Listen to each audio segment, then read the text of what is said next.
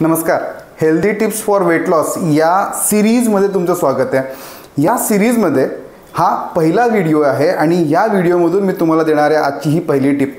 तर चरबी कमी करायची, फॅट कमी करायचं आहे, तर त्यासाठी लक्षात ठेवा आपल्या शरीरात दोन प्रकारच्या चरबी असतात। एक असते व्हाईट टफ चरबी आणि दुसरी असते ब्राऊन, जी इझिली डायजेस्ट होऊ शकते, इझिली बर्न होऊ शकते अशी चरबी।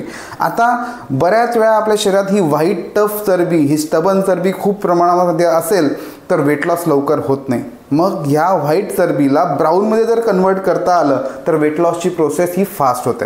बरेच ॲथलीट पण हा हॅक यूज करतात। आता नक्की हे व्हाईट फॅट ब्राऊनमध्ये कसं कन्वर्ट करायचं, तर यासाठी काय केलं जातं, तर बऱ्याच वेळा कोल्ड एक्सपोजर किंवा कोल्ड वॉटर एक्सपोजर म्हणजे थंड पाणी पिण्यासाठी नाही, थंड पाणी आंघोळीसाठी जर आपण रोज वापरायला लागलो तर आपल्या शरीरातली हे जे काही स्टबन व्हाईट कलरचे टफ फॅट आहे ते ब्राऊनमध्ये कन्वर्ट व्हायला लागतात आणि एक वेळेस हे ब्राऊनमध्ये कन्वर्ट झाले तर तिथून त्यांची बर्निंगची प्रोसेस खूप फास्ट होते, 30 ते 35% वाढते। म्हणजे उद्या सकाळपासून तुम्ही फक्त आंघोळीला थंड पाणी जरी वापरायला सुरुवात केली तरी तुमचं फॅट लॉस, वेट लॉस जो आहे तो 30% वाढू शकतो।